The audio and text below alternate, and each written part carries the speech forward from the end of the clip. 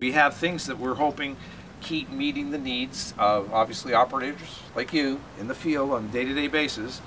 This applicator very quickly has a number of features that we think are most important to technicians. The translucent bottle so that you can see and accurately record the amount of material that's in there. Very important. Very important. So that's one of our key features. That's okay. That's designed into the tank. That's so it's embossed. Not a decal that will come off. That's okay, right. That's very important. Embossed right into the tank. Right. All of the jack systems have their own built-in safety valve. This particular unit has not only a hand pump, like standard units that are in the industry, but also on the back side here we have a air input. So you can attach to Absolutely. an air compressor. Attached to one of our air compressors that are in the field. Okay. And when you get into large jobs and this type of thing in a liquid environment, one pressurization under a liquid environment, I'll say that one more time, it will dispense all the material on one charge. You charge one time. Yep. And that dispenses all the liquid. The liquid. But it's a little different with the foaming. Well, a little bit different with the foaming. Absolutely. When you start foaming now, you're using up more energy of this bottle. Foam. Exactly.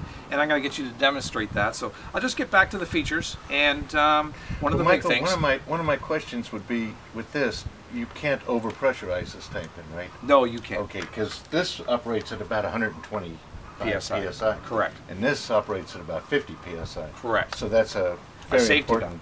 Very important. Very important piece of the machinery.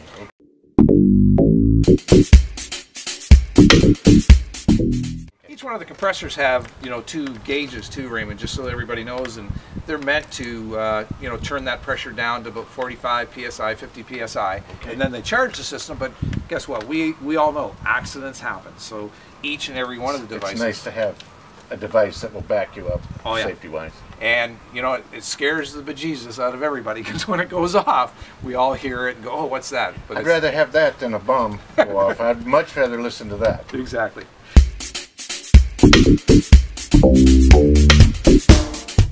And I want to basically turn this part over to you because it's all about the application. Like, what does Jack bring to the table for you? Well, Michael, let me just start off by saying that we're all accustomed to the liquid application. That's been the standard of the trade for umpteen years. Right. But with today's technology, it's more important to get precisely where the insects are, make a delivery in a way that covers as much area as you can and completes the job. And one of the things that can help you complete the job is foam, because foam acts differently than water. So it will go up instead of just always down. Fill up a gallery, it'll fill up a void. It will contact insects in places where you would not contact otherwise with just a liquid. So I'm not going to spend a lot of time talking about the liquid. That's a very important part of this, container here. But to me, the key is in these two foaming outlets here. And then the choice is a wet foam or a dry foam. Well, in certain circumstances where you want to deliver maybe a nice liquid foam, 8 to 10 parts expansion ratio, that might be for spot treating large termite galleries and infested wood, maybe underneath slabs, maybe even drains in kitchens or hospitals and things of that nature, where you want to deliver quite a bit of volume of material, because the water is still the vehicle that's taken your active ingredient to the targeted point.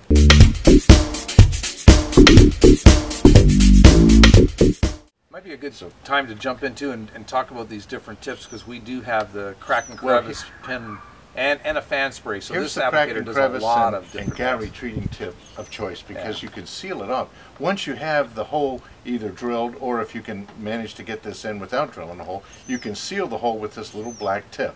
In which case you can stop the material from flushing back. Now the nice thing about it is the hose is clear. So if you're in a situation where you're making a treatment with a small material, you can actually see the material moving through here. So it gives a technician, hey, is that hole filled? Is it still flowing? Is it stopped? A visual. So you've got feedback immediately, so that you don't pull that back out of the hole and then foam go everywhere. Some other things might go wrong. So I like that little piece right there, and I also like the part about the clear hose, because you can watch the material.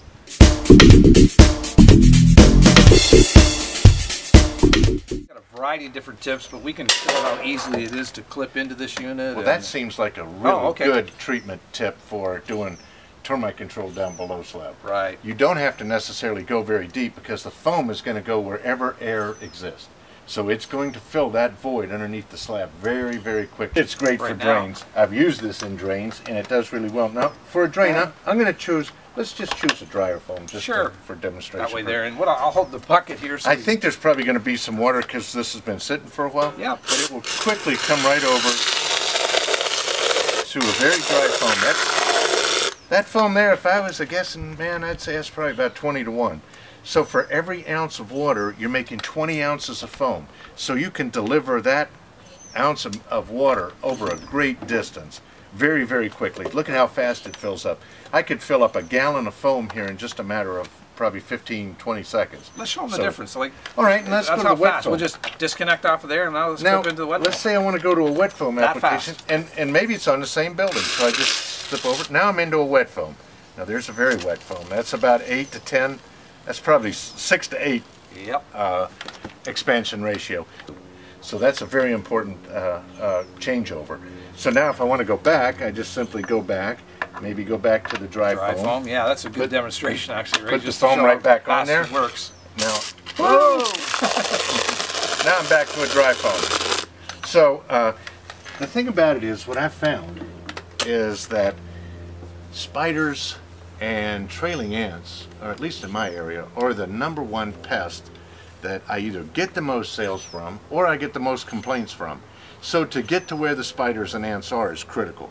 So when you attach this extension with a fan spray tip on the end, you can go right across the eaves of the house, or you can go across the guttering of the house, you can go down the side of the wall, you can get in the cracks, you can go under the mulch. So the technician has an opportunity to access the target pest, and once you're that close to the pest, the materials work so well that they will take care of the job for you. That summarizes Jack for now, and I think there's enough information here for people to take another look. See how many ways it can be used. Absolutely. Thanks, Remy. Okay.